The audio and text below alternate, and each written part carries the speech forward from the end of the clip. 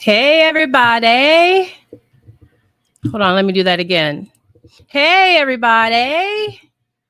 Welcome to the show.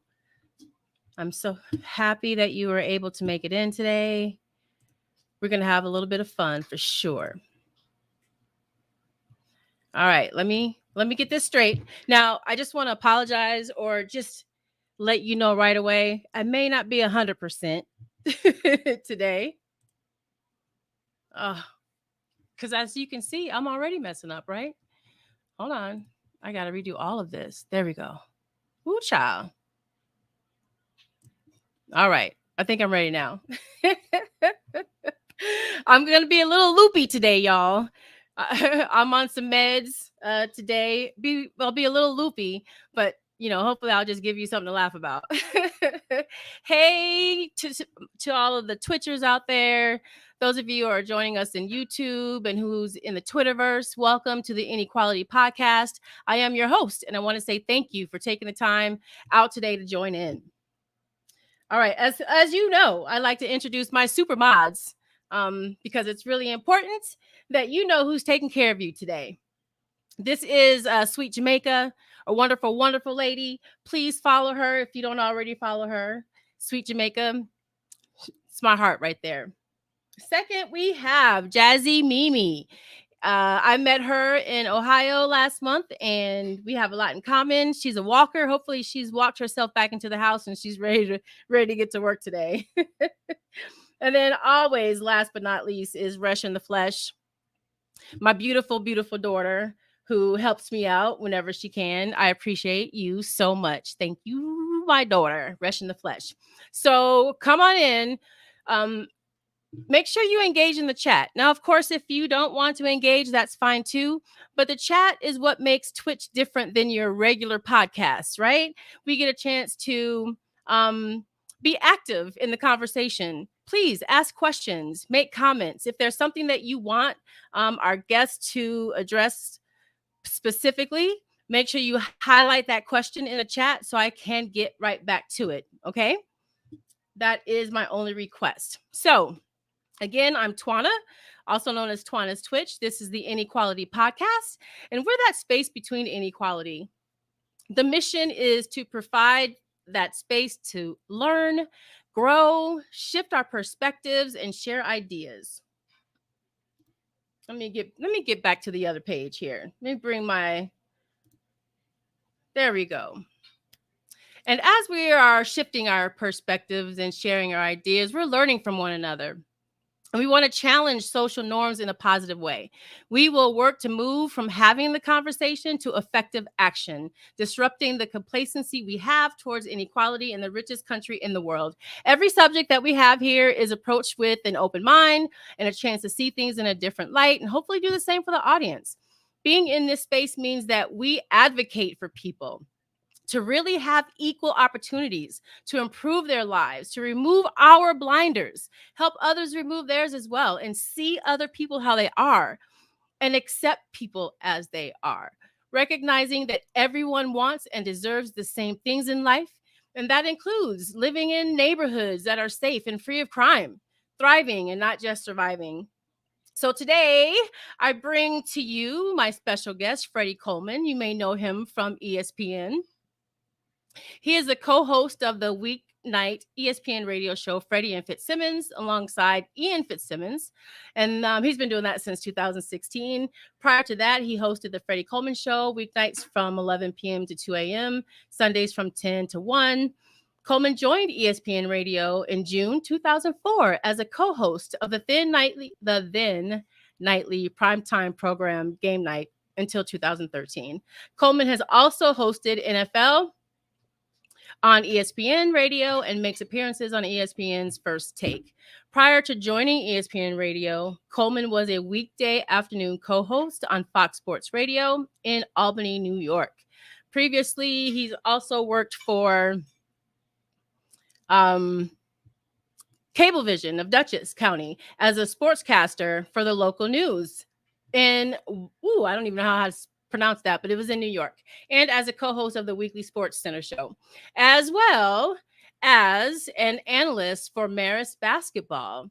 Coleman also managed the on-air staff and created promotions at Oldies 97, WCZX FM, and was the overnight host at WPDH FM 101.5. Coleman is a 1987 graduate of Mansfield University of Pennsylvania with a Bachelor of Arts degree in Mass Communication. All right, let me bring him into the stream here. Hi, how are you doing today? I'm good, Miss Twana. How are you doing today, my sister? I'm a little loopy today. You'll be fine. You'll be fine. Believe me, what you're going through and what you're going to overcome, you're allowed the day where you could just be. Let's put it that way. Thank you. I appreciate that. All right, now let me just get the two of us on here so we can have a really great conversation. Absolutely. Of course, I just want to start by asking you how you are today.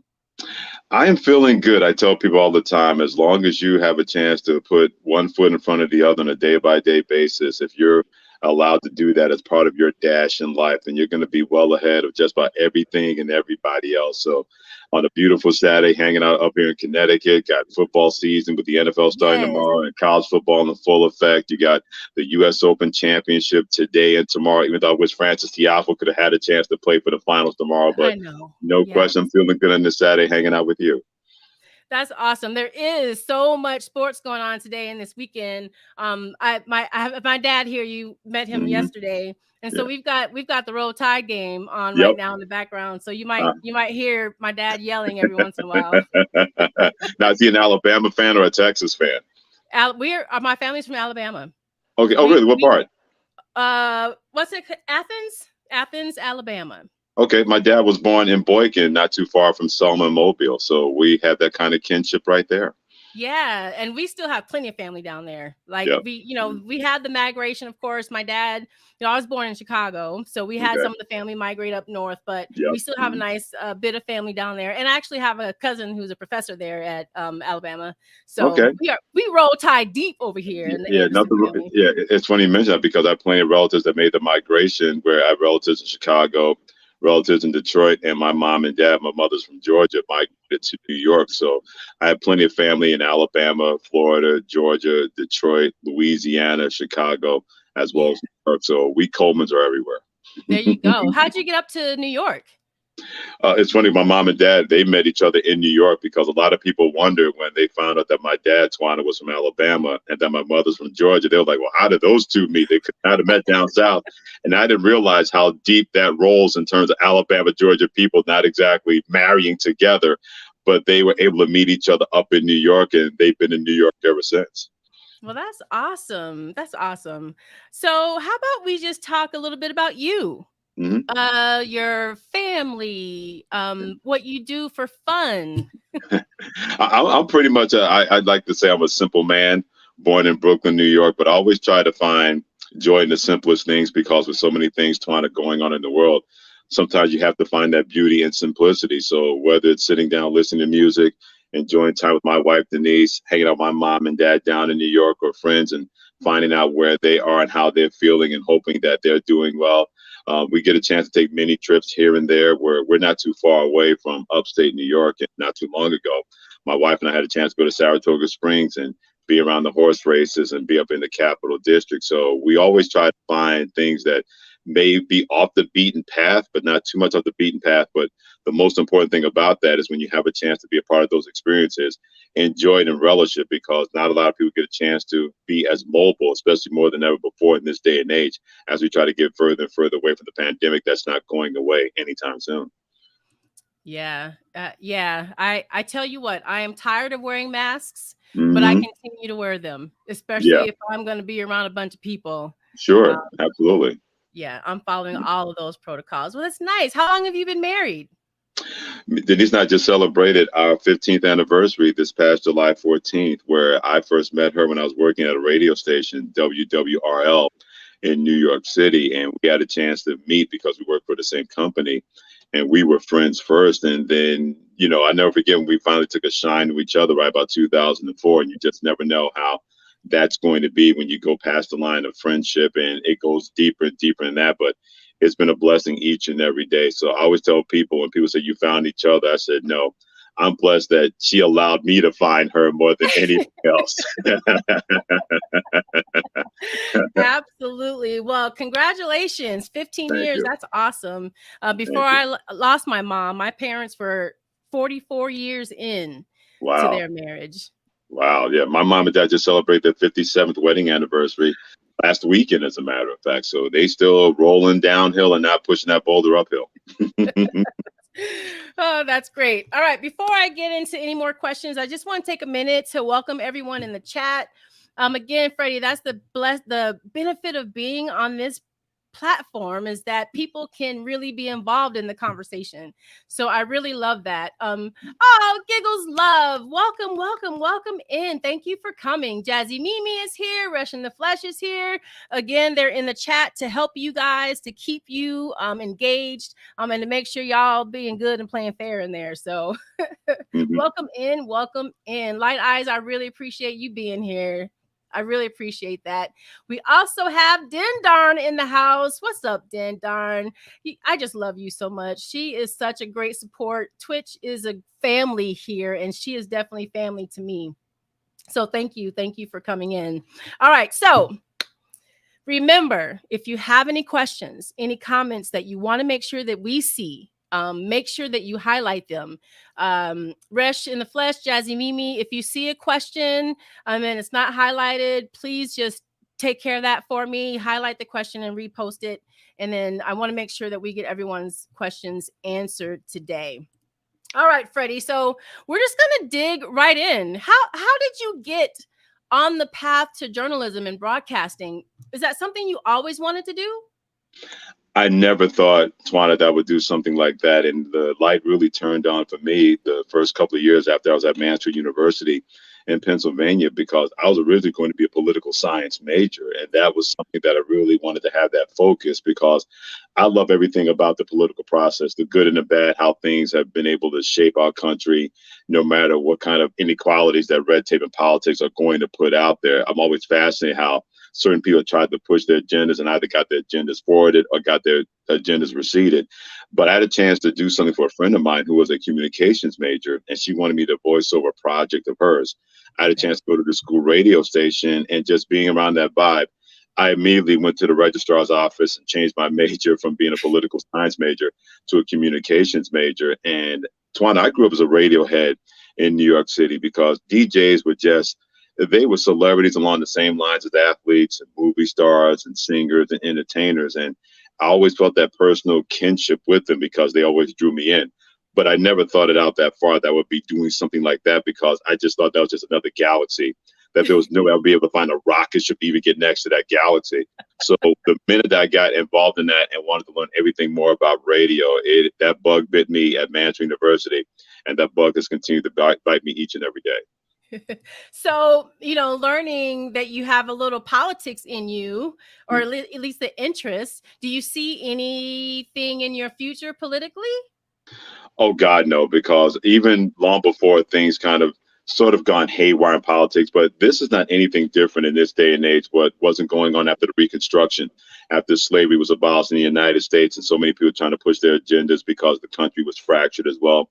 Even the founding fathers had that whole thing going on. So a lot of things that we're seeing today have been a derivative of past things. Definitely not to this level, because we're in the 21st century compared to the 19th century, the 18th centuries. So even before the country really kind of went here, there, and herky-jerky, I said, no, that's not something I want to do, run for political office. I don't worry about having skeletons in my closet, but I don't mind trying to represent the people. But you got so many people trying to get in the way of doing that. At a certain point, I'll probably be in a police car with my handcuffs on after trying to strangle somebody. So that's not good for mankind, me being in that situation like that.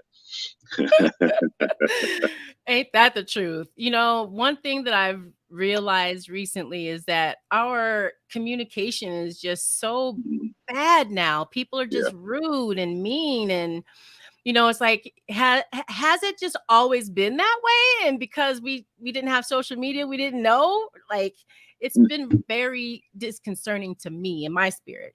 Yeah, and I understand that, and I don't think so much of that is that we're seeing more of it because there are more platforms for that to be seen. I think this has been a completely societal shift where it seems that not only are people not respective of people's personal and professional space, but a lot of people just don't want to listen anymore. And there are plenty of people, Twana, that they want to make sure that they're heard, but they don't want to hear the other side or as many different sides to form a value, either opinion or maybe he have a different perspective. They just want to know what they know because they believe that their way is the best way, even though they may live completely in Idiotville. They're comfortable in that Idiotville because that's a comfort space that they know, and they don't want to go outside of that. When I lived in the Hudson Valley, I'll never forget living in Dutchess County, and the Hudson Valley is a very vast area, very rich area in history, Okay. very diverse depending on where you are. And I'll never get running across people that Orange County was right next to the Dutchess County, or Ulster County is next to Dutchess County. There are plenty of people that would never go to the Dutchess County side. And I would go, why? And they said, well, I have everything I need here in Ulster County. I'm thinking, there's not a lot here in Ulster County, and I live here. But they did not want to have the opportunity to expand their world. They just enjoyed the world where they are, no matter what kind of idiosyncrasies that they had that were completely not something you'd want somebody to have as a part of their personal being. But they felt comfortable staying in there, no matter that they were completely shut off from other things that could have enhanced themselves and not taken anything away from themselves. Yeah, that's a good point. I guess I never really thought about that, but being that I lived in Minneapolis for 20 years. Mm-hmm. There's North Minneapolis, South Minneapolis, and Northeast Minneapolis, and then there's suburbs. And Right. back in the day, Black people would not cross that bridge to go to Northeast Minneapolis because Mm-hmm. you were probably going to be in big trouble if you did. So Right. I understand. And there are many people in Minneapolis that don't even go to St. Paul, Freddie. I know, which is the weirdest thing because they call it the Twin Cities. And I think a lot of it too, Twana, more than ever before, if there's a potential chance that you could be uncomfortable, and that's not to say you should revel in it, because sometimes uncomfortable situations are going to happen and there's really no way you can avoid that.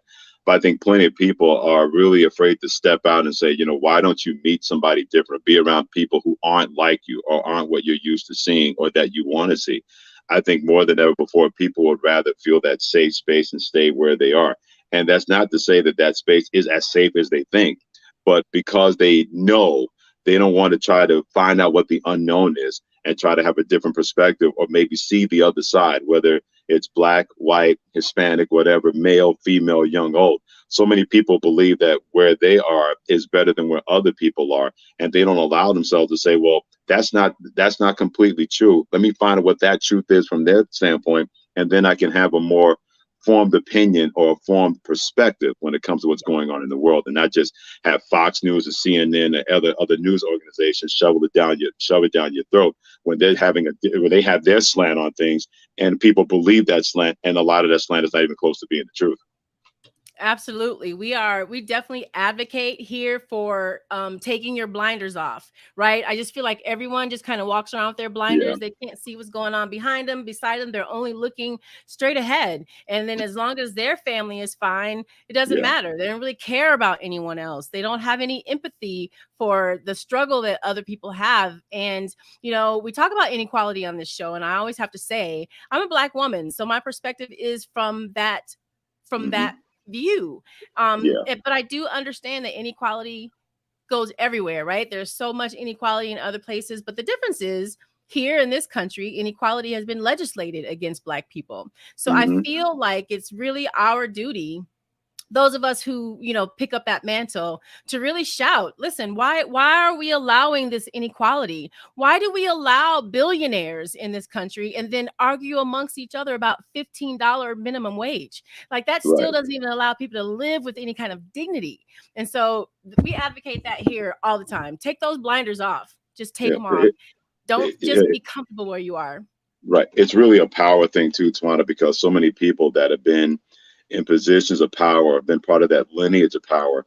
When you have that and you fear that somebody may try to take your spot, even though that's not even close to being the case, you don't want somebody to share that. And there have been so many people in this country that have allowed those kind of inequalities to be considered and also to continue, because there's a definite fear of, well, all the prejudices or all the beliefs that I've been taught or that I've learned all those will go out the window because you give somebody that is not like you or does not have the lineage that you do the same kind of opportunities. Because how many times we've heard that people talk about the Americans the land of opportunity, but the ones that are usually promoting that out there have an agenda behind that, because they want to make sure that, not in all cases, but in too many cases, that opportunity is going to be there for those who they want to have those kind of opportunities. And if somebody is doing the American ideals of hard work, staying with it, being true to yourself, and you don't want to reward that, then you place that kind of temperature out there. And then when people clap back at people by putting that out there,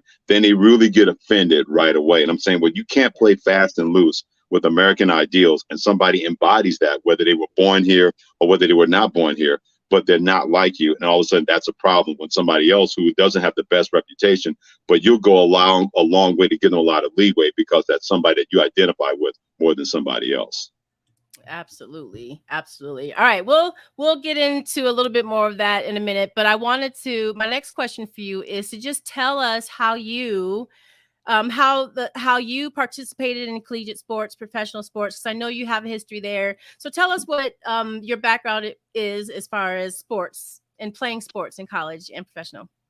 I graduated from Manchester University. I played 4 years of college football for my university, and I never thought 20 in a million years I'd be playing college football. And the fact I had a chance to do that at a Division II level and maintain relationships that lasted me a lifetime, that is something that I always treasure and never, ever take for granted. And even though I never had that opportunity to play in the NFL, I don't think people realize how talented professional sports athletes are. I don't care if you play in the NFL. I don't care if you play in the WNBA. I don't care if you're an Olympic athlete. And the one thing that really crystallized that to me was when I was working at the New York Jets camp as an intern when I was in college. And I saw the speed of professional football players. And Tawana, I said, there's no reason for me to be out there. I don't want any part of that as far as that goes.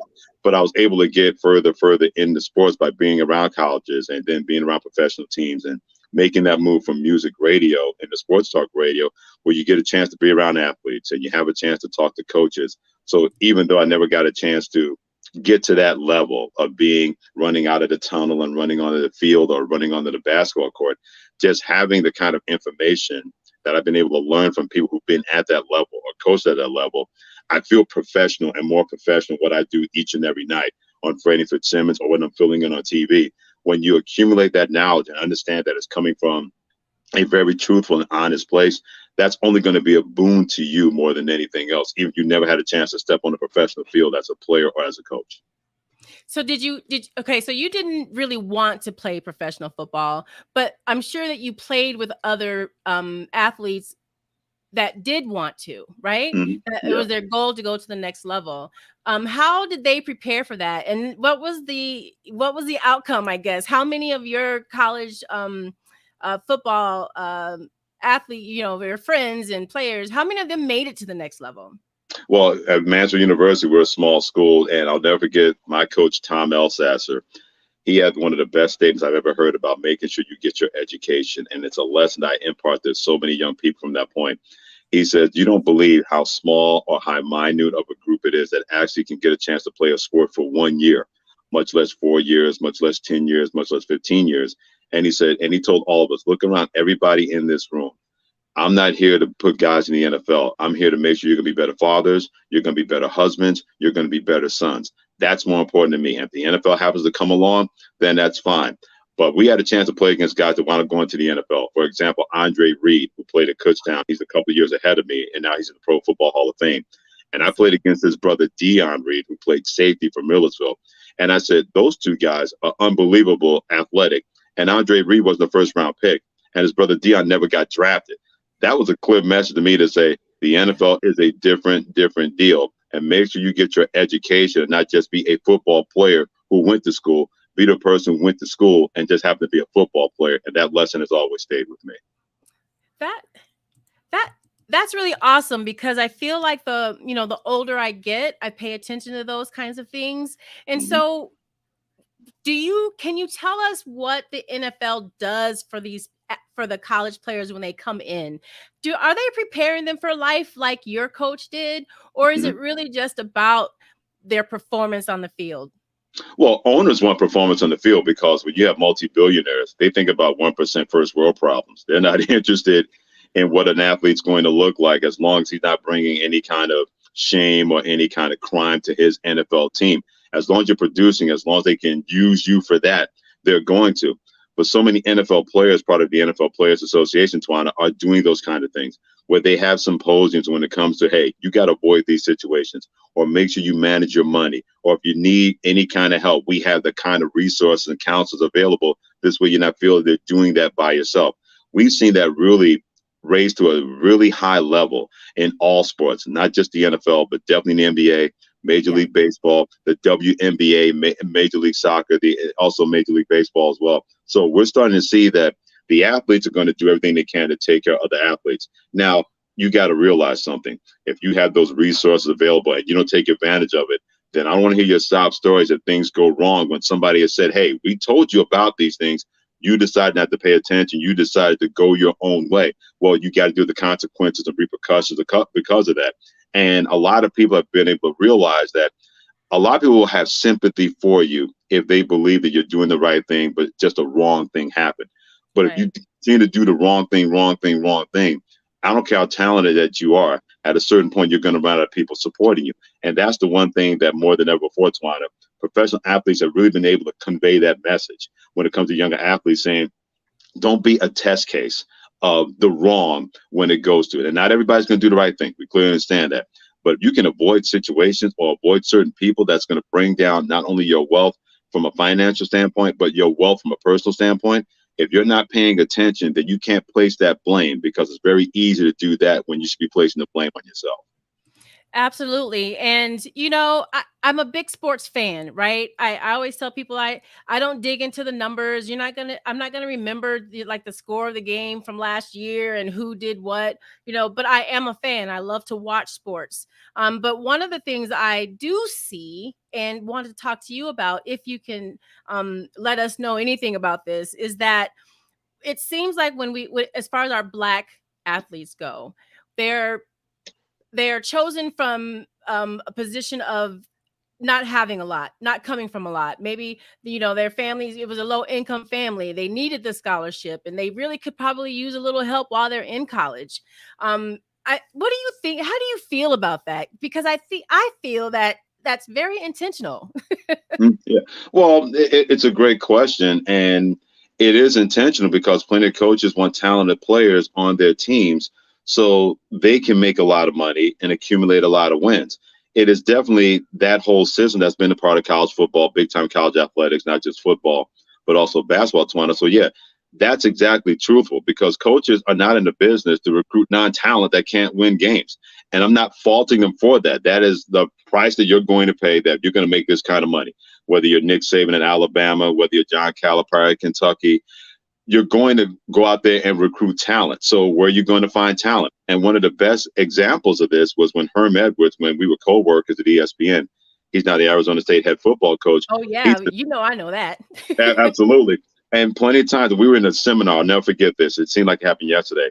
And somebody was talking about recruiting. And he said, the one thing I've learned, that sometimes you got to go to places where there aren't any mailboxes. And where there aren't any mailboxes, that's where a lot of talent is going to be. And the coaches don't mind going into those areas. You know why, Tawana? Because they don't have to live in those areas. They believe they're doing the player a service. And that's not to say that they're not. But it's also by the fact that the more talent you're able to accumulate, then you stack up wins. Then you stack up more money. Then all of a sudden, that pipeline continues. That has been a big, big part of why college athletics and that money seems to have an endless train track when it comes to that. And coaches understand that. But more than ever before, Tawana, the players understand that, because when you got name, image, and likeness out there, there can be plenty of players that are going to say, hey, coach, you were getting yours. You can't get in the way of us getting ours. So if you're Bryce Young, the quarterback of Alabama, if you're B. John Robinson, the running back at Texas, if you're Quinn Ewers, the quarterback at Texas, they made a lot of money because of NIL, and coaches can't say anything because they're doing it the right way, and they're having a chance to maybe provide for their family no matter what happens, whether they make the NFL or not. I was so happy when that happened. I feel like there was a long road, right, to get there, where we recognize that our collegiate players deserve the opportunity to make money off of their own image, their own name, because the colleges and universities have been making money off of their images and their names for all of these years. So I was excited to see that. I am concerned about, again, how our young men are adjusting to that. How are they adjusting? And, you know, not just thinking about, oh, I have this money in my hand. Are they thinking towards the future? Mm-hmm. Do they have people in their corner who are letting them know, all right, listen, you have this money and we know you're not used to having it. So let's do our best to help you navigate what that means for the rest of your life.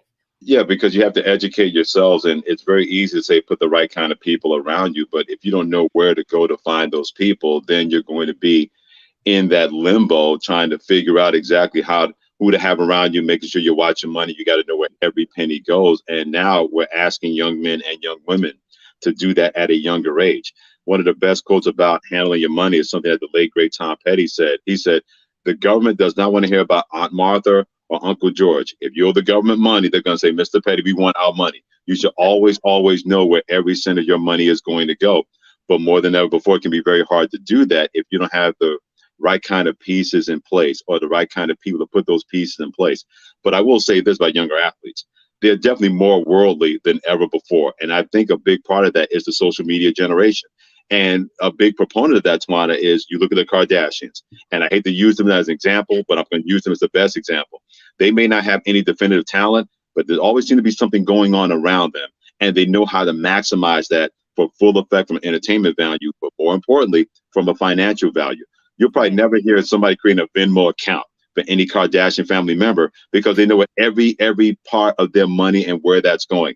They should be the perfect example of somebody to study them and say, okay, what are they doing and how can I make sure I keep mine the way they're keeping theirs? Same thing with Magic Johnson, what he's been able to do during his NBA career and post-NBA career. There are people out there you can see, okay, how did they go about it? And there's enough information out there you can find it. If you choose not to do it, then that's something you believe that you can overcome, then so be it. God help you. But the more than ever before, there's so many people out there that have been these kind of influencers that are not having any problems financially to make sure they keep that brand and the name out there and make sure they don't have to worry about that rainy day that's going to drown them. There are more than enough examples out there. You can look and say, okay, they did it that way. I can do it the same way. And I think a lot of younger people, because they're more worldly than ever before, are seeing those kind of things and making sure they don't become a test case example of how to have a lot of money and have it completely slip out of your fingers because you didn't manage it properly. Absolutely, because it's not taught. We're not raised to manage money. Most, and I'm going to speak for me and my family. You ask about money, they tell you to mind your own business. Like we didn't, no one's really sat down with us and taught us how to budget. Even the right budget to make, because there's so many different budgets. Like the financial world is so big, and once you bring someone in that came from not having a lot of money and now all of a sudden they do, are we making sure that we're at least supporting them? And I know it's not everyone, but I feel like there are enough stories about professional athletes when you catch up with them after they're done, they're working at Walmart or what I mean. It's right, they exactly. not prepare for their future beyond their sport. Yeah, the one thing they have to realize, and somebody told me this more than a minute ago, the minute that if you're ever fortunate enough and blessed enough to have that kind of ability to do those kind of things, this person told me the best word you can say is no, because there are going to be plenty of people that want their hands in your pockets. And I'm not talking about people that you just met or trying to be a hanger-on or a leech. I'm talking about family members, I'm talking about friends. And he said the best word you can say is no, because even if they don't like it, so be it. Because when your money is gone, guess what happens? So are they. They're not going to be there either, and they're going to leech on somebody else. You tell somebody no right away, and you understand that, yeah, this may be a good idea to you, but this is my money you're trying to use for this idea. And if it goes belly up, you'll get away scot-free, but I'm going to be the one to pay the freight. The best way you can tell somebody, if it's not something you're comfortable with, is the word no. And you'll be amazed how that word, as short as it is, will take you a long way, because you're looking out for yourself and not trying to feed everybody or support the whole neighborhood. I mean, politicians can't do that. Community leaders can't do that. Why should you be expected as one person, just because you made it, to raise up everybody in your neighborhood and provide financially for them? The best word of times you can say is no, and also have followed, I'm not going to do that, and live with that decision because it's the best decision. Yeah, that kind of brings me to my next question when we're talking about neighborhoods and communities and what are I don't want to just say black athletes, because I Mhm. was talking to someone the other day. It's like if I had Oprah money, like there would be Black Wall Streets all over the place. It's my mission Absolutely. to transform ghettos to Black Wall Streets. I Hmm. believe that's what needs to happen. We have a lot of things that go on, right? Lots of organizations doing really wonderful things, helping, small businesses, doing this, doing that. But what I want to know is, what is the end game? And not just, helping Black folks who actually want to be helped. How do we help Black folks that don't want to be helped? And is that stupid of us to even think about it that way? That's a really, really interesting question, because the very easy answer would be to say that if they don't want to be helped, you can't help those that don't want to be helped. But it's really not that simple, because they may not understand exactly why that help is there. And we don't know what their situation was that they're bringing to what you're trying to do when it comes to helping them. They may have been in a completely environment, Tawana, where they said, you know what? Nobody helped anybody in my family. And even those that tried to help them, they wound up getting what they got out of it and left my family to just burn and not have any success or any sustainability when it comes to that. So we don't really know what their situation is. That doesn't mean you don't stop doing that, because you can't save everybody. It'd be great if you could. There'd be a lot less problems in this world. But sometimes there are going to be people out there that don't want to be helped, whether it's in Black neighborhoods or Hispanic neighborhoods or white neighborhoods. I've seen that countless time and time again, where somebody sees something and the truth is right there and they can say, you know what, I'm good, I'm not going to do that. That's a perspective and that's a mindset that you may not be able to overcome. And you know why? Because they have to overcome that. It goes back to what we said about trying to help those that don't want to be helped. They have to help themselves first. If they're able to do that, then it knocks down that wall a little bit more. You're able to take another brick out of that wall to help other people. This way, everybody is going to benefit. But if that person is resistant to that, then there's only so much you can do. That doesn't mean you stop trying. That doesn't mean that you stop helping. You just have to realize those that want that help, that's where you go to. Those that don't want that help, you have to hope that they come around, because there's only so much you can do that can bring them to that part of the table. Yeah, that's, bumping your head against the wall, because, just even thinking about my own family, in our unit, there's a wide variety of people in our family. I have a cousin right now who's playing D2 football, and he's excited about playing in the NFL. And then I have cousins who are really struggling with life and kind of reconciling the choices that they made when they were younger. They're getting older now, and so now they're understanding that they need to have a little bit more control of in their life, that we need to learn that we create our own lives. And I think that's the piece that's missing, with our Black college athletes as they become professional athletes. Just, what should your contribution be? And I right away think about LeBron James, right? He's like the ultimate to me, taking his money and doing good with it. And I just want to ask you, how many other Black athletes, and again, I'm sticking to just basketball and football today because that's the majority of where we are. What else? What is the difference between LeBron James and someone who really doesn't care about giving back to the community where they came from? Because LeBron James is not afraid to do certain things. He's not afraid to put his voice out there and put his name and his game behind that. Larry Fitzgerald, who just retired from the NFL, is a lot like that as well. Keyshawn Johnson, I have a chance to work with on Keyshawn, Jalen Max and ESPN Radio. He is always about making sure that we have to be better at business when it comes to Black people, when it comes to all people, because he believes that everybody's going to benefit. And you shouldn't allow, it's easy to say you shouldn't allow political red tape to get in the way. But more than ever before, we need more of our people, more of Black women, Black men, Mexican women in positions of authority where they can say and have a seat at that table to say, look, you need to think about this. The money can't just go one way and not the other way. The police presence can't just go to this one neighborhood and not to the other neighborhood. When you start having people that are going to be a part of that table, that they can bring that perspective and not allow themselves to be shouted down, then you can continue to see progress. LeBron continues to not be shouted down because he's created schools for kids, for at-risk kids or kids who don't come from the best of circumstances, to give them more of an even footing or close to a level footing when it comes to education and making sure that they're going to be fortified in the future. He's not the only one doing that. For example, Look up the name Junior Bridgman, who played in the NBA. He owns he owns a string of restaurants in the greater Milwaukee area, but he always provides scholarship opportunities. Same thing with Dave Bing, Hall of Fame basketball player, what he's been able to do with Bing Steel in Detroit. So LeBron James has done and gone further than those guys, because more than ever before, you got to let people know exactly what you're doing and what that's all about. Dave Bing and Junior Bridgman did a different way. They didn't have to speak out, but they made their contributions known. Everybody saw that. Plenty of people wanted to see that. LeBron is making sure that you can say whatever you want about me, but I know I'm doing the right thing to make sure that everybody will have an equal chance, as many everybody I can possibly put out there, to make sure they don't look at themselves and say, nobody cares and nobody wants to help me, and it's hard for me to help myself. And that's the key, right, Freddie? Because I feel like we should have learned the lesson that if we don't help ourselves, then there's not going to be any help coming from anywhere else. And so, do you know of any specific or general organizations that are really focused, like outside of the organizations themselves, outside of the NFL, outside of NBA, outside of the NCAA? Are there organizations out there that are really mentoring these young men and women as they come from amateur to professional athletics, and the money that they're making and the possibility that they can give back to their community, and not really feel bad about that? Or, you know what I mean? Am I saying that right? You are saying it right. There are not too many. When you get like organizations, I think it's more of a mentor-mentee situation. And we've seen a lot of younger athletes seek out older players and older athletes are seeking out these younger players. And you're seeing that time and time again in a lot of different sports.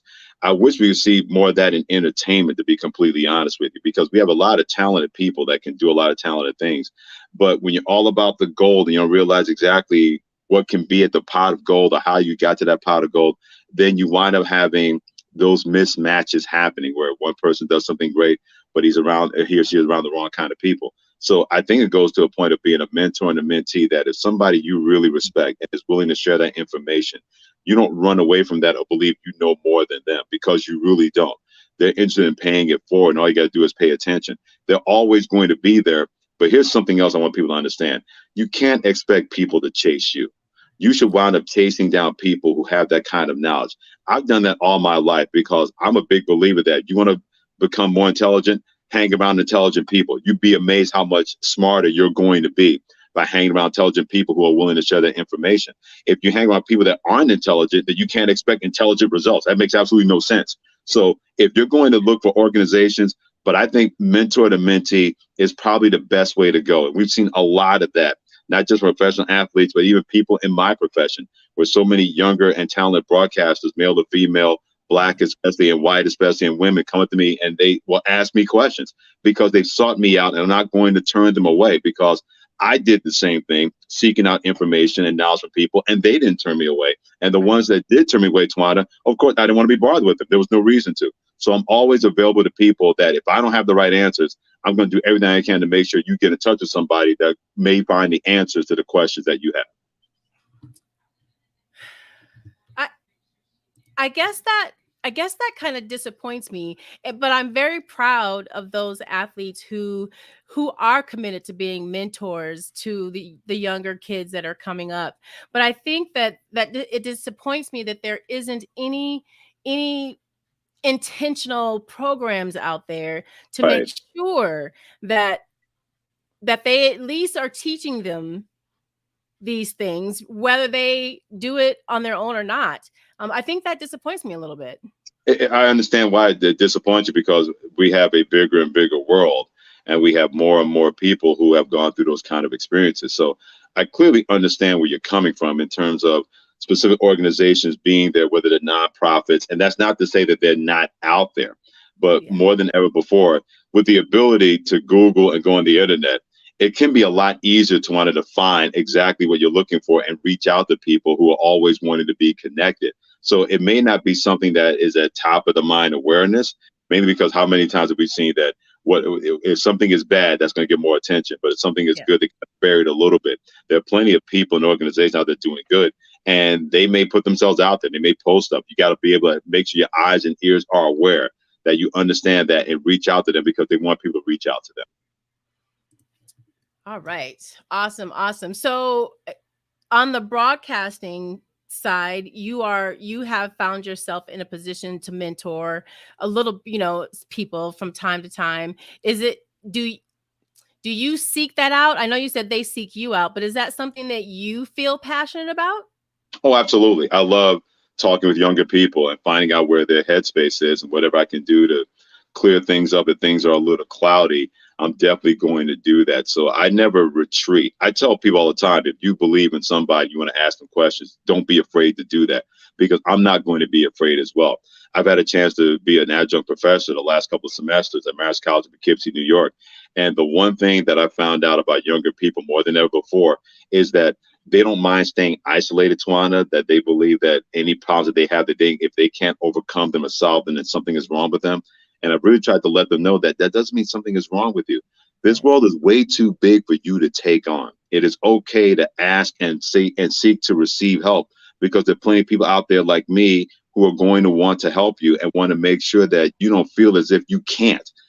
I'm not saying that everything you're going to try is going to result in success. No, that's not how life works. But that doesn't mean that you failed. It just means that it didn't work out. And it doesn't mean that it should make you retreat into a shell just because a situation or a relationship didn't go the way that you wanted it to go, or the end result was not the end result that you were looking for or thought you were trying to get to.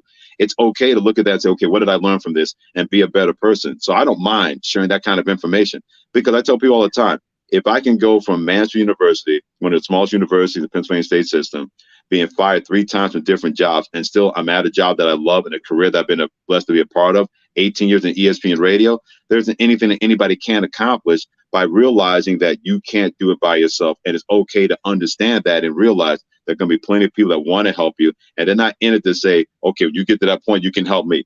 They want to help you because they want to see you succeed as a person and not because it's going to reflect on them and reflect in a great way.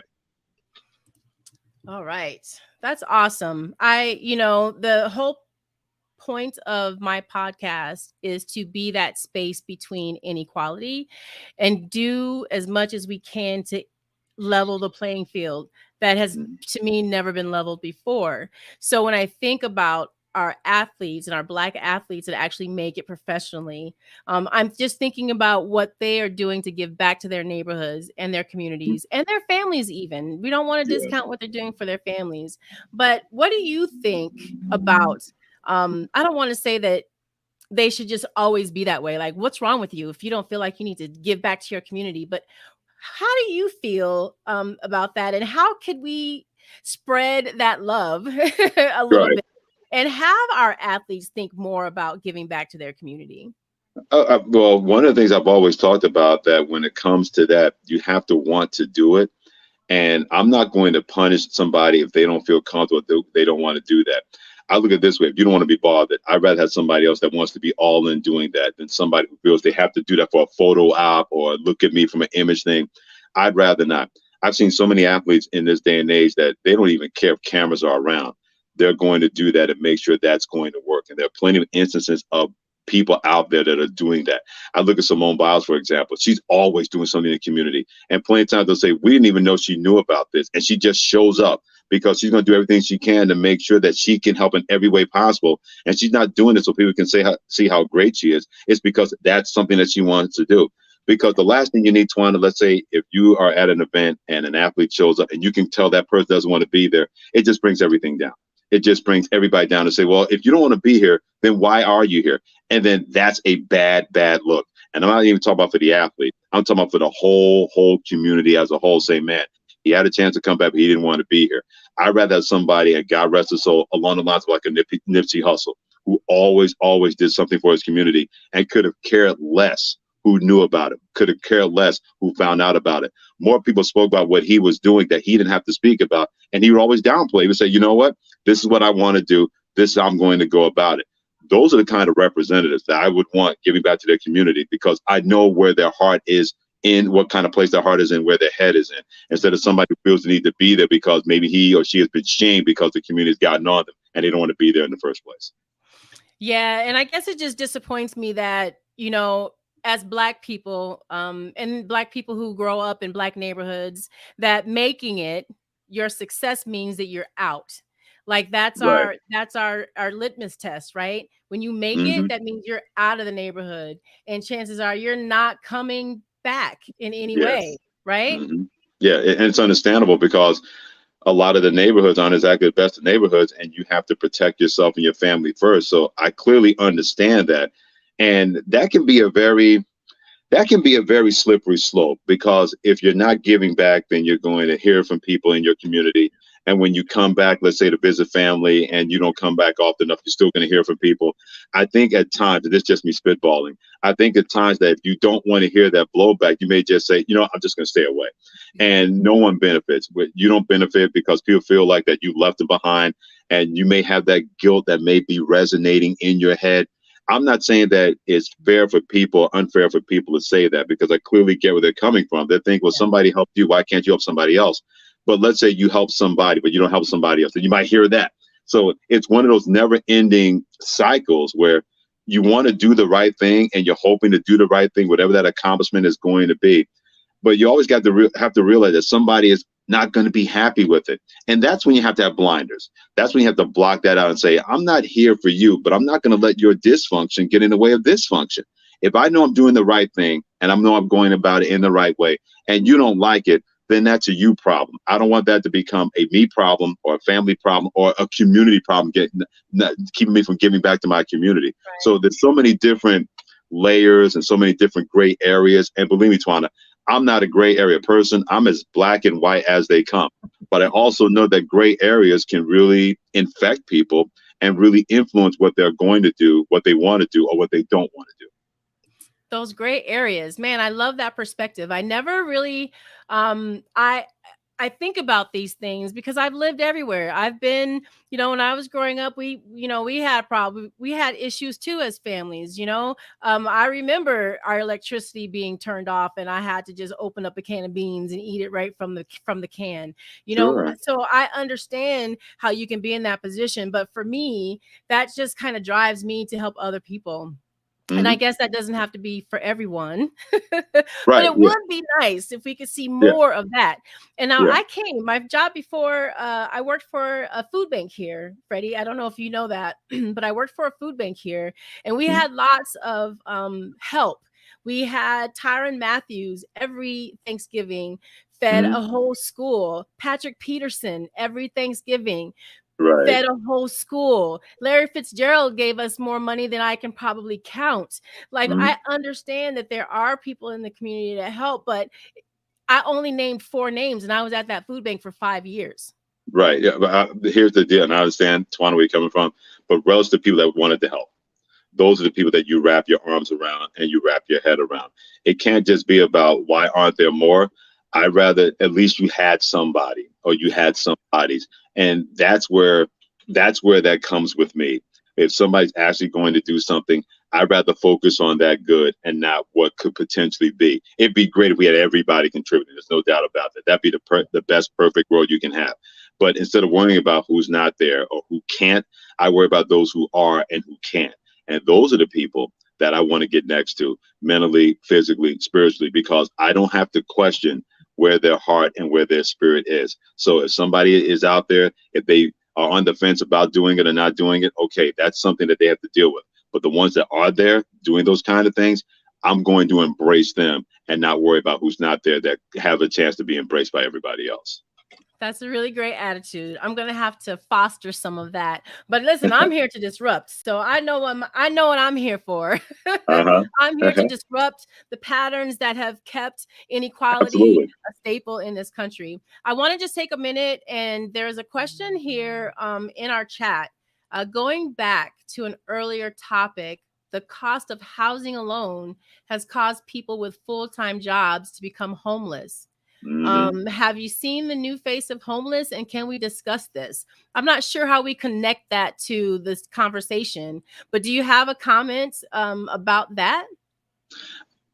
I'm always sickened by the fact that we're supposed to be the richest country in the world, and we have a homeless problem that seems to get worse and worse and worse every year. And it seems there are plenty of people out there that are trying to find a solution, but it's really kind of hard to find that when the housing crisis continues to be that way. I mean, I saw a stat the other day that the housing percentage is the highest it's been since 2008 at 5.89 when it comes to that. So people are going to make sure they're going to sell their homes. They want to make sure that people can afford, A, to stay there, and B, that they can be able to pay out the mortgage, what that's going to be. So I don't know if there's any real solution to homelessness, because we can build as many shelters as we want, but there are plenty of homeless people that either want to work but can't, or physically unable, maybe mentally incapable. There's so many different layers to that to try to find one overall solution when it comes to homelessness and the housing crisis and everything like that. And I know that may not be the best answer, but it's the most honest answer that I can give, because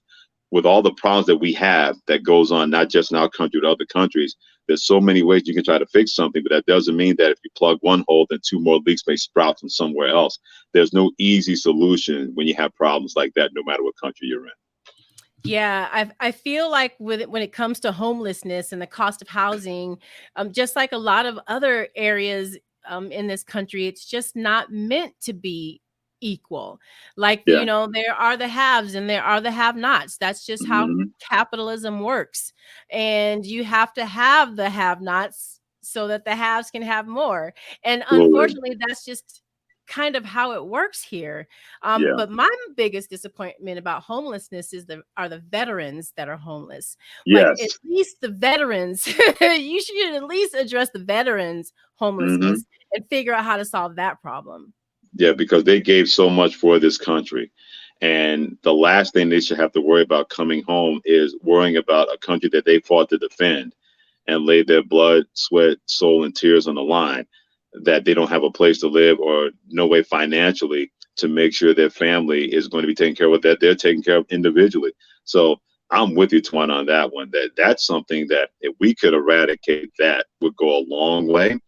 But when you have, to your point, when you have people out there who want to stay in the have and have nots, they always want to find out who can be the collateral damage. And unfortunately, a lot of times it's been veterans in this country that have paid the price being a collateral damage, whether it's coming back home from World War II, Korea, Vietnam, Desert Storm, Afghanistan, now, you name it. Yes. And Jazzy Mimi says that, commented that inflation has caused the working class to be priced out. And I say to that, because I am a bull about this inflation mess. There is no inflation. It's greed. I don't think, we could go 2 years and not raise the price of anything. Like, why do we have to raise prices? It's only because someone wants a bigger bottom line, to me. Yeah. It's price gouging. And when you have that kind of stroke, you're going to do that. And no one is going to stand in your way. And here's something else to that. And we talk about with high prices, but people are still paying those prices.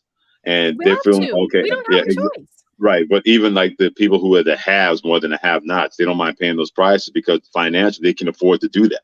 Financially, they have the responsibilities, but that's not going to harm their pocketbook. So that trickle-down effect saying, well, people are still buying it. It's the people that can afford to do it. The other ones that are priced out, they don't really care about them because they're still meeting their bottom line and going beyond their bottom line, because there's still a lot of haves, a lot of the 1%ers that are spending that kind of money. And when they hold on to their money, they know they have enough in reserve when they could do those kind of things. So I'm completely with you in terms of they don't have to do those things, but no one can get in their way to stop them. And they know that. So why would they feel the need? They don't have to worry about any kind of public blowback. So, of course, they're going to continue with business as usual, because even with an inflation or recession for other businesses, business still is going on even better for a lot of those companies. Yes, but I do know that I had to spend $15 for 6 rolls of toilet paper. And I'm like, what's going on here? I'm going to start using towels. I'm going to go back to the toilet paper. This is ridiculous. Then you might have you might be spending more money on towels. Or laundry detergent. Somehow I'm going to have to spend more money. One thing leads to another, whether you like it or not. Okay, so I've had you on for an hour now. The show usually lasts a couple of hours, but I'm going to be honest with you. I can't last 2 hours today. No problem.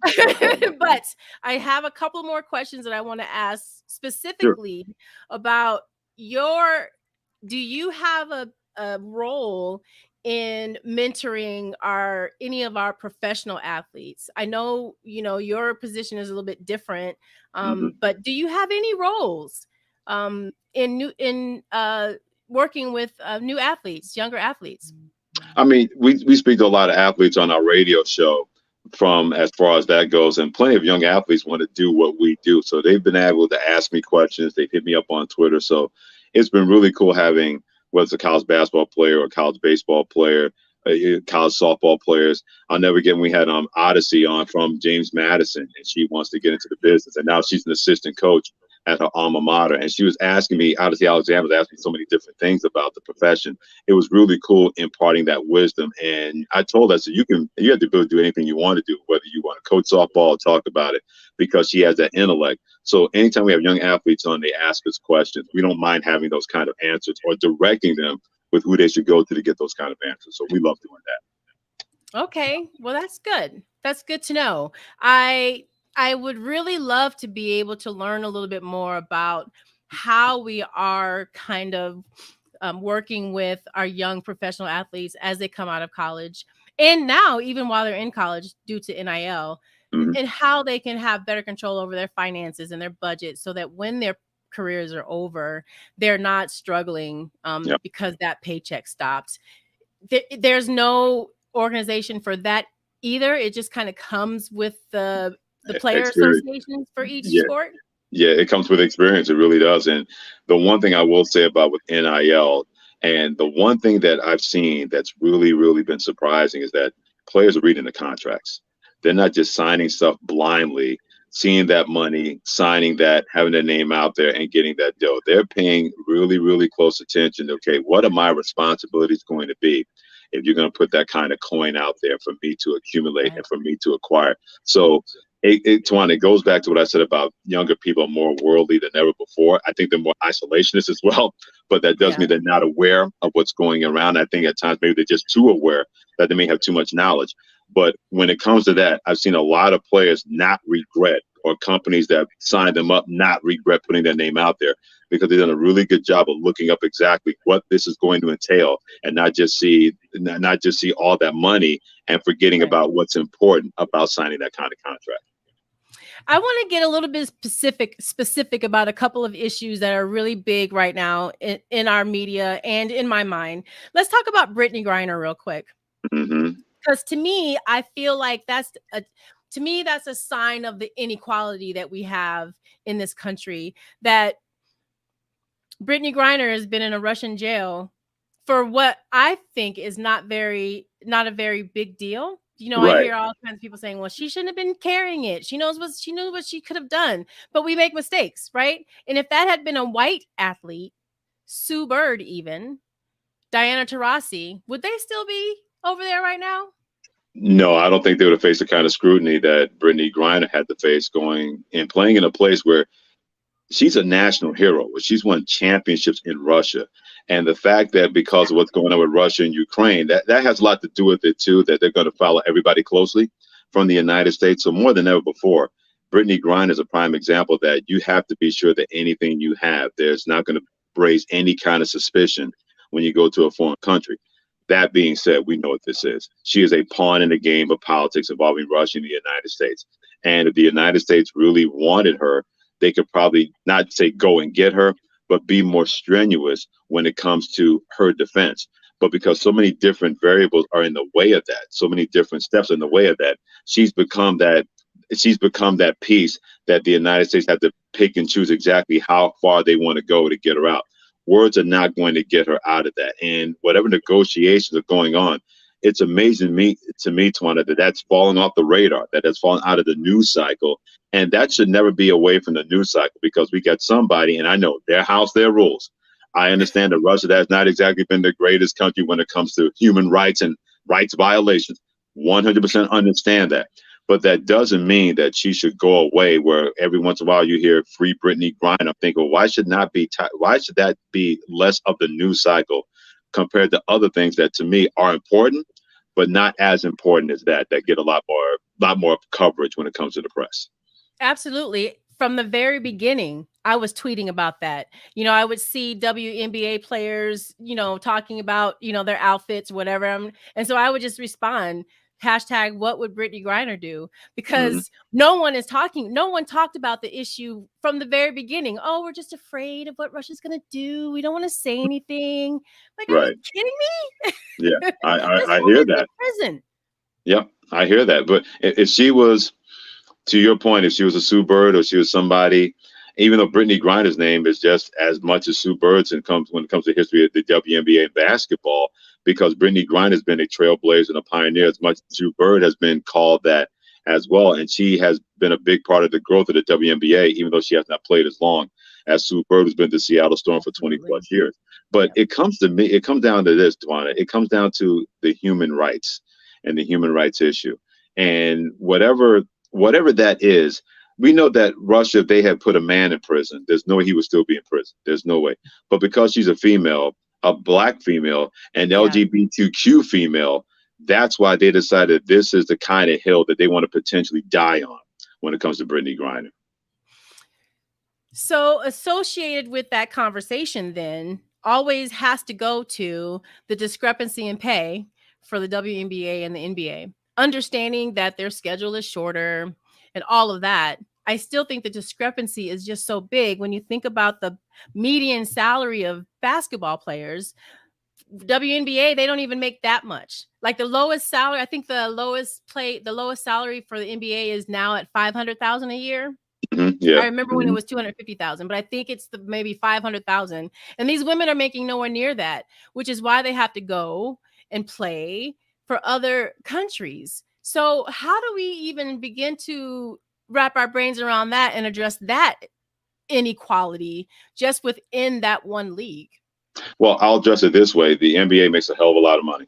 They do, more than the WNBA. And that's what it comes down to. I'm not going to be that chauvinistic guy because I'm not a chauvinist, but that's exactly what it comes down to.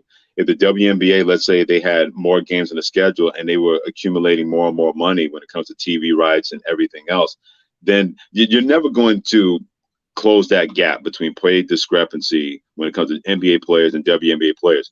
That's just not going to be feasible, especially when, as much as I love the WNBA, having sustainability of an 82-game regular season, I don't know if that's going to work from financial model. And the NBA understands that. And I think WNBA players, they clearly understand that. But what I would like to see is that with the billions of dollars that the NBA has, and they're backing the WNBA, there should be a way to make that pay discrepancy closes just a little bit more, where they don't have to go play in Russia. They don't have to go play overseas. If they want to do that because they want to make extra money, that's fine. But I think there has to be a way that you can't just focus and say, well, they don't pack the arenas like NBA teams. Well, then that's not a fair comparison. You shouldn't expect WNBA teams to pack arenas like NBA players, because that's not going to be the case when they play more games and they have bigger arenas in which to do that. But there has to be a way that from a financial model that you can raise that pay. And they've done that a little bit, but it should be a lot further along, that they shouldn't have to threaten like they did during the bubble environment, which was led by Nneka Nwemeke, to really say this is an injustice and this is wrong. It should not have taken that. That should have been taken care of more than a minute ago. And it took that to get people's attention. Now we're starting to see those kind of strides. But I'd like to see those strides go a little bit quicker, a little bit further in a shorter amount of time, to make sure that we don't have situations where players traveling overseas and could be in a situation that Brittany Griner is in, what happened to her in Russia. Now, I was a season ticket holder for the Minnesota Lynx when I lived there. Season ticket holder here in Phoenix for the Mercury and the Lynx, right? When I first moved back to Phoenix, got my season tickets, the Mercury games packed the house much better than the Suns games did, because the Suns were losers. No one wanted to come and see them. There were always more people at a Mercury game than a Suns game. And moving over to the Lynx the same way, because Timberwolves weren't that good. People were not paying money to go to their games, but the Lynx were packing the house. And as a matter of fact, with those two teams, when I listen to our sports broadcasts in both cities and they say, oh, we've never won a championship, there are no professional championships in the city. And you're like, okay, but the Mercury have two. 3, 4. They have plenty of, but they're not even considered as professional athletes by the people who report about them. Yeah, that's definitely got to change. And that's something that I've been a big proponent of, that more than ever before, I'm going to give love to what women are doing in sports. And yeah, it's not going to be on the same level as the NFL or the NBA. I clearly understand that. But if you start with a little bit of a pebble, then all of a sudden you can accumulate other pebbles. So we'll talk about what the WNBA is doing. When Sue Bird retired, we let everybody know that, man, there's a bad you-know-what when she was out there.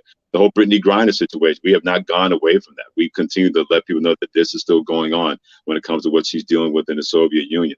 Same thing with other women in sports, within tennis, with Coco Gauff, what she was able to do before she got eliminated. Serena Williams, glad to be talking about her impact. And people tried to downplay that. And I said, not on my show. We're not having that. So we're going to continue to do those things to want to end the media. And hopefully that people start to realize that there are great stories out there. And it does not just have to be NFL, NBA, male-centric. It shouldn't take the Olympics every 4 years to know about what women are doing greatly in sports, or something along the lines of a ghastly situation that's going on with Brittany Griner. Yeah, I agree. There was one comment that I wanted to read, though. Dendarn said, never say never. If the WNBA were being managed and had managers like the NBA, this wouldn't happen. It has to start somewhere. That's fair, but I think people have to realize that it can't just be a quick happenstance, that if you can put people in place that manage the WNBA like they manage the NBA. The WNBA has a long wall of China road before we can even think about them on that same, even come close to the level of the NBA, because it's still a male-governed thing when it comes to sports in this country, whether it comes to teams, when it comes to management, when it comes to media. Yeah. Unfortunately, that's not going to change anytime soon. That doesn't mean that you ignore it, and you're hoping that more women will continue to make inroads where they be part of those decision makers when it comes to that. And ESPN's done a great job having a lot of women in those kind of places. Say, hey, we should talk about this. Don't forget about her. Don't forget about this. So finally. I think right. So yeah, there's no doubt. Fine, not just with ESPN, but other networks as well. Mm-hmm. Not just in the sports realm, but also in the news realm or in the music realm. So for the longest time, it seems as if you put a woman in place, that either she got her job but didn't get it the right way, or who felt sorry for her, they didn't look at her merits, which I thought was the dumbest thing I ever heard of in my life. I'm thinking, I work for bad male bosses, and I don't care who a boss is. If he or she is perfect what they do, I don't care what they look like or what kind of outfits they're wearing, as long as they're doing the right thing. But for the longest time, I've seen that women paid the price for having the intelligence but not getting credit for it. Well, hopefully that will continue to change, because we're starting to see a lot more women in positions of power where they can make those kind of decisions and make sure that everybody gets a chance to be heard. And then they'll make those decisions accordingly by having more of a reference point and not just having a slanted or one-sided reference point. I was very excited. I don't know how I missed the news that Swin Cash was working with the Pelicans. Is she in the front office? Is she an assistant coach? Do you know? No, she's in the front office. So she's going to be helping them make decisions when it comes to players and player development. And she is as sharp as anybody. If anybody has a potential one day to be the first female GM in the NBA, there's no doubt about it. It's going to be Swin Cash, because she clearly understands the game. She clearly understands when to speak up, when to say, okay, that's not a battle I want to fight. But she knows exactly how to manage those minefields that are going to come up. So don't be surprised sooner than soon that she's going to be the GM of an NBA team. I could definitely see that happening. That's awesome. Okay, so the other thing in the news now that I wanted to talk about with you, and I don't know if it's really about inequality specifically, but in a way it is. Let's talk about Lamar Jackson. Just found out that he did not get his contract renewed. He's playing under his 5th year contract now, and it doesn't sound like Baltimore is moving towards doing anything with him right now. As I listen to the TV, they're saying, okay, he'll play in this 5th year contract this year, make $23 million. Next year, they'll probably franchise him, put that franchise tag, and he'll make even more money. But what is really the story behind that? Because I know he doesn't have his own lawyer. He's doing his own contract negotiations. What do you think about that? Do you have any opinion? Well, here's my opinion on it. I think both parties are playing it smart. If you're Lamar Jackson, you're betting on yourself. You know you're going to make $23 million in the final year of your rookie contract. And even if they franchise tag you, you're going to make no less than $32 million, and you can keep negotiating. Lamar Jackson knows the Baltimore Ravens are going to pay him. The Baltimore Ravens know they're going to pay Lamar Jackson. We're not talking about a stalemate where both of these sides are going to go that way. And if something breaks down, there's going to be an NFL team that's going to pay him, because no one's going to have a former MVP and just try to pay him pennies, relatively speaking, when it comes to a contract. So even the Baltimore Ravens have said, yeah, we want Lamar Jackson to get his money, but at the same time, we want to make sure that it's the right kind of extension. And when you get the contract to the binder, you have the right kind of parameters in place. We're not talking about somebody that wants to leave the Baltimore Ravens unless he has to. And I don't get the sense from Lamar Jackson, Twana, that he wants to do that. But let's hold the phone on, oh, poor Lamar Jackson. He's going to make $23 million this year. Like I said, we don't have to set up a telethon for him to make sure that he'll be able to meet the rent or the mortgage each and every month. He's going to be fine. And he's going to be fine if they franchise tag him. What he wants is that extension. And that's exactly what he should want, because they completely flipped the whole offense for him based on his skill set, because they've been able to magnify that and make that work, and vice versa. So this will work itself out. It may take longer than Lamar Jackson wants or supporters of Lamar Jackson wants. But when he gets his money, and he is going to get his money, this will fade into the past, because to me, both parties are playing this the right way. Lamar Jackson betting on himself, and the Baltimore Ravens saying, yeah, we want to pay you. We want to make sure everything's in order so you can continue to be the face of this franchise. I mean, fully guaranteed contracts are very rare in the NFL. The NBA, I know they have it. The CBA, many, many years ago, guaranteed contracts. But I feel like there's a difference between football and NBA. You know, you sign this 5-year deal, and you could tear your ACL in your second year, and then all of a sudden you're not playing for them, but they still have to keep paying you. And so in my mind, I feel like there's a difference between the NBA and the NFL when it comes to those guaranteed contracts. And if they're gonna ask for guaranteed contracts, I think that the length should just be shorter. Like, I'll give you a guaranteed contract, but it's only going to be for 2 years. Yeah, that's a fair point, because a lot of NFL players, they want that bonus money because that's guaranteed. That's why you see with Russell Wilson getting his $165 million of bonus money, Deshaun Watson getting that money from the Cleveland Browns. That's been a big thing for NFL players, because that bonus money is guaranteed. And NFL teams don't mind doing that because they can front load the contracts to make sure that on the back end, they're not paying the player as much. Or in the case of Deshaun Watson, no matter how many games he plays with Cleveland this year, he's making $1 million. The new contract does not kick in when it comes to $230 million plus dollars, Tawana, when that happens next year. So players understand that. They tried to have the whole, well, we want guaranteed contracts with a length of a big-time contract. NBA players, that is never going to happen in the NFL. NFL owners are never going to allow an NBA-type mentality when it comes to money to happen in the league. So when you get that kind of guaranteed bonus money, that's what Deshaun Watson got. That's what Russell Wilson got. And that's what Lamar Jackson wants, because that's the lay of the land when it comes to that and the NFL and money. I mean, all the trouble that Deshaun Watson's in, he got a guaranteed contract. I can see why Lamar would be a little bit pissed off. Like, are you kidding me? You gave this guy a guaranteed contract. He's going to miss 11 games this year. He has a guaranteed contract. But I don't think that I recognized that it was the bonus money that's guaranteed. In my head, I thought Deshaun wanted the entire contract guaranteed. Well, the majority is guaranteed. His contract, the $230 million guaranteed, he's getting the bulk of that money. Even if they restructure it, he's still going to get that money. That's one of the few contracts. And it's kind of set in motion why Russell Wilson got his, and why Aaron Rodgers got his, and why Lamar Jackson is going to get his.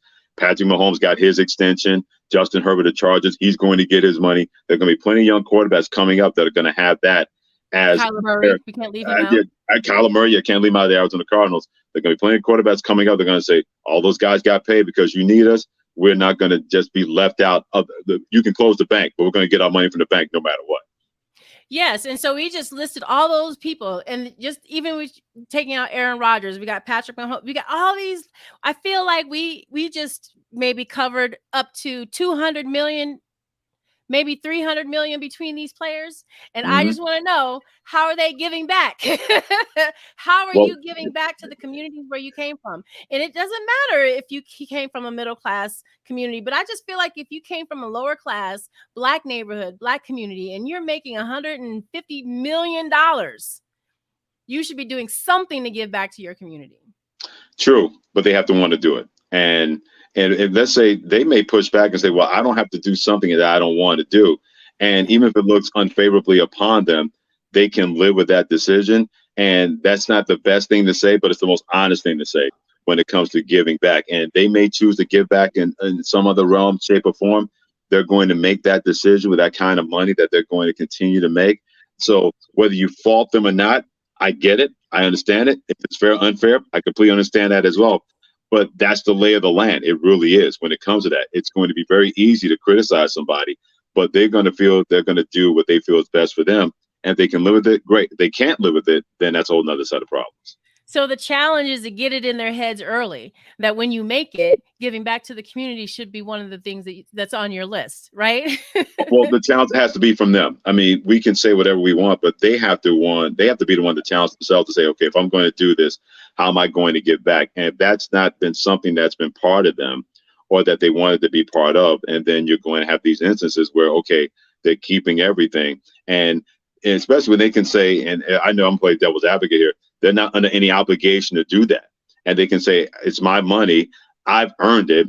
I can do what I want with it or not do anything with it if I don't want to. So I'm playing devil's advocate from that standpoint, that if somebody tries to shame them into that, they can say, well, it's my money, whether I want to do whatever I want to do with it or not. That's my choice. And I shouldn't have to worry about somebody getting at me or make me feel less than who I am or less worth of who I am, what I've been able to do on an athletic field. I'm going to accept that only because it's from you, Freddie. Because I bet you, if you line up a bunch of white athletes that are making hundreds of millions of dollars, they are giving back. Yes, but where are they giving back to? Maybe the country clubs. Well, maybe that's where they're from. Yeah, that's where they're from.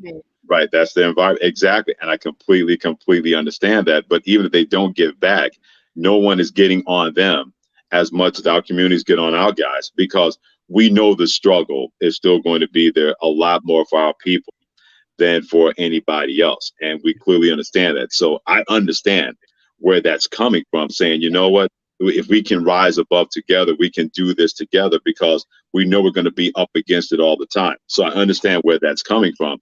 But I just wonder more than ever before if a lot of Black athletes may say, you know what, let me do what I want, leave me alone. Or may say, you know what, you're right. We'll see if that's going to be a paradigm shift one way or the other, with that money not stopping anytime soon in professional sports. Absolutely. Ghettos to Black Wall Streets. That's my thing. Like, you know, I am tired of, when we think about Black neighborhoods, the first thing we think about are gangs and drugs and Section 8 and and that's getting out of your neighborhood is success. And then when you get out, you're not even looking backwards. You're not even trying to even help one person. You know, I'm not saying that you got to help the whole community, but what I do say here on this show is do one thing. We can't expect that we can change the world by ourselves. But if you do that one thing that you know can change one person's life, do that one thing. And if you're already doing that one thing, bring a friend. So now you got two people doing that thing. And if you're that person who like does this regularly and you have a bunch of friends and you're following your passion and you're trying to make a difference in Black communities, then I want you on my show so we can talk about it, because that's what it's all about. Yeah, you get the word out there and let people know that we're willing to do this, but don't just leave us out there by ourselves. That's a great message. All right, Freddie, I like to end the show with some rapid fire questions for you, for the guests. But let me just go back and read just a few of the comments that have come through so far. Jazzy Mimi or Rush in the Flesh says that the media controls the dynamic in everything, and I agree with that. And Jazzy Mimi agrees with what you're saying, Freddie, but she also believes that it's a matter of the heart, and it's the heart that needs to change, I guess, before we can do anything else. Dendarn says that some of them will make money. Some of them will make money and it will frighten them in the sense that they'll go to their head and they forgot where they came from. So sure, I can see that as well. Yep, exactly. All those are valid points. No doubt about that. Absolutely. All right. So let's get down to my rapid fire questions here. All right. So I feel like I already know what the answer is for this one, but what would you be doing if you weren't doing what you're doing now? Oh, good. I think I'll probably be a teacher. There's no doubt about that. I've really got a bug about being a professor. So I think I would be a teacher if I was not doing what I was doing right now. Awesome. Okay. I have lots of teachers in my family. In December, I have an educators roundtable scheduled. It's going to be fire. So make sure you join in December. Okay.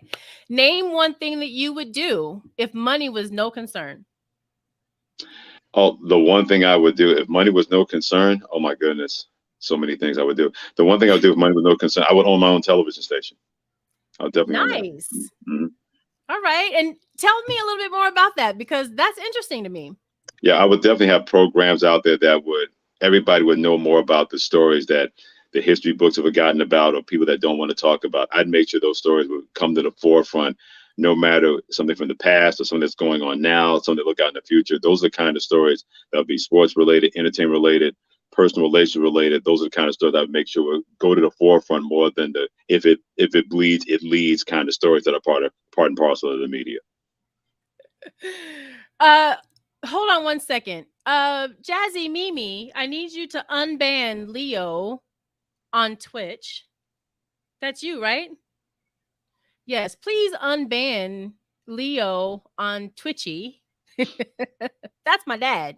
We have to unban him right away. Were you in here making trouble? All right, we got to get you unbanned, Dad. All right, so I love that, a TV station that's a little bit different than OWN. Right. Yes. Nothing wrong with OWN, but I would do something different. Awesome. All right, so what are you most grateful for right now? I'm grateful for my spirit, because a lot of people are going through spiritual shootouts in their lives that we may not ever know. I always want to be in the best spiritual place I can possibly be, and I know I'm at that place, and I want to continue to accent that and harness it. So I'm really glad that I'm in a very good spiritual place. That's awesome. I have to agree with that. I'm very grateful for where I am spiritually too, because, you know, I lost my mother to colon cancer. So when I got diagnosed with breast cancer, I really could have been triggered, right? It could have been, oh my God, what's going to happen? My mom, you know, it could have been I could have taken it so many ways, but because where I am spiritually right now, it's like, hey, I got this. Right. And I'm just going to have a better testimony on the other side when it's done. So I got you on that one. All right. If this were the last day of your life, how would you live it? If this was the last day of my life, I would definitely live it holding my wife's hand. That's so great. Great answer. Denise, you're a lucky woman. Yeah. No, Freddie's a lucky man. Believe me, Freddie's a blessed man. Freddie's the lucky man. Absolutely. That's funny. My dad always felt that way too. He was a lucky one. Good. All right. So do you believe that America can reach its full potential? Do you think it has, first of all? And then if not, do you think we could ever reach our full potential here? Well, that's a loaded question, because you can take that in so many different ways. I think we understand more about America than we really wanted to know. That as great as this country is, we have to realize that there are warts, and those warts can only be solved if people come together and understand. But it's very hard to do that when you got the human condition, where people want what they want at the expense of others. That's been part of mankind ever since, you know, Adam and Eve were on planet Earth, thanks to our Lord and Savior. So those kind of things are recognized as potential. Maybe we have to define what that potential is when it comes to the United States. And that's going to be very hard to define when we're a melting pot of a country. That'd be hard to define for any country that doesn't have a melting pot, but especially you have over 380 million people living in the United States that come from so many different backgrounds and so many different lineages. It can be very easy to say, live up to your potential, but I don't know if we know exactly what that potential is when it comes to the United States. Yeah, I suppose we would definitely have to define what that means. We seem to live so much off of the Constitution, you know, but that Constitution really was not meant to include everyone, I don't think. I feel like even back then, the people who drafted the Constitution and created America were still in that 1%. Yes. You know absolutely. Because they're the founding fathers. They weren't the poor fathers. They were the founding fathers who controlled a lot of the land and everything that was going on. So of course they're going to align it for their problems, and not take care of the problem, for their solutions and what they want to accomplish. They weren't worried about anybody else because they didn't have to. Absolutely. So to me, you know, America's always been controlled by the 1%. Okay, so I have one last question for you, Mr. Coleman. All right. Here is your parting message to the audience, right? What do you want to leave with them today? This is one of my favorite sayings, but I always live by that. Fear the known, leave the unknown alone. And what I mean by that is, whatever's in front of you, cherish it if you have great people. If somebody's in front of you that's not good for you, find your way to move away from that person, because they're just going to be toxic. It's going to sink you down. but don't worry about something that could potentially happen that has not made itself concrete. Embrace the known and leave the unknown alone. This way, you're spending your time with what matters to you and what should be concerning to you, and not something that may never ever happen, that you use time that you're never going to get back. Think about something that never came to be. So that's always something that I live by, and it's really worked for me. Fear the known, leave the unknown alone. I love that. I love that, because fear really is about, we usually fear what we don't know. Absolutely. Right? Mm-hmm. Absolutely. Mm-hmm. And we're wasting time doing that. Freddie Coleman, thank you so much for joining me today. It's so amazing the kind of person that you are to even embrace someone like me. And I'm not saying that in a bad way. Of course. No, I completely understand that. But I mean, when you reached out to me, I said, absolutely. So I knew this was going to be a blast, and I know that it was going to feed my soul, and hopefully plenty of souls out there got fed by us. So I had a blast, Tawana, man. This was fantastic. Absolutely. So I'm going to call you back next year. I have all this year, the rest of this year planned, but I'm going to call you back. Please do. Chop it up again. Yeah, please do. Just so we can capture this conversation again, no doubt. Absolutely. All right, I'm going to let you go and enjoy your Saturday, and just talk to my the people who are listening right now and tell them about what's coming up next week. Do you want to know what's coming up next week? Yeah, sure. You're on here. Sure, exactly. We're going to talk a lot of NFL, talk about college football, part of Freddie and Fitzsimmons. Next week we're talking about Black trauma. Oh boy, I'll tune into that. Yes. So I have this fantastic woman joining us next week. Her name is Dr. Carly Ann Dawson, and we're talking about Black trauma.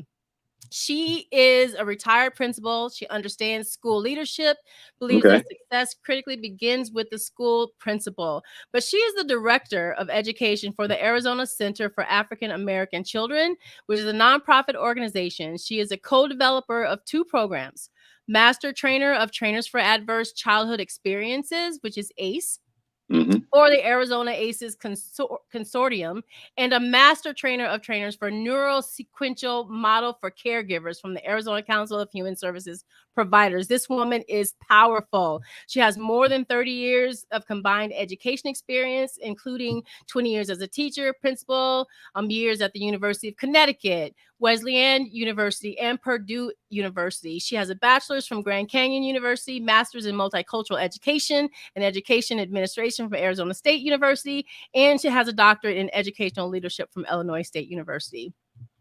This woman is powerful. When I tell you she's powerful, she is. And we're going to talk about Black trauma next week. So make sure you guys are here with us. We are done with this show. I'm going to really let you go this time, because we're going to we do this thing, Freddie, through Twitch, where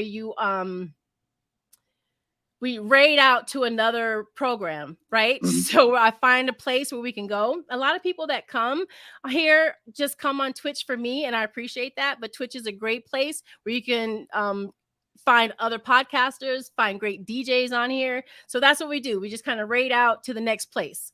Okay, sounds good. All right, Sweet Jamaica. Oh, Russian Flesh already has the raid message up there. So we're going to go over to... Let's go to DJ E-Class today. I haven't heard him in a while. He plays great music, always soulful, never offensive. So we're going to go ahead and raid out to DJ E-Class. And again, thank you everyone for joining me. I appreciate you so much. Enjoy the rest of your Saturday. Bye, y'all. All right. And bye, Freddie. Thank you. My pleasure. All right. You can take him off. Did we get over there? Ready to raid. We're raiding now. Enjoy DJ E-Class. He's a great streamer, you guys. All right. Let me end you over here. Thank you, YouTube. I appreciate you coming. I didn't see any chats. Otherwise, I would have been in there chatting with you. But thank you so much for joining us. I appreciate you.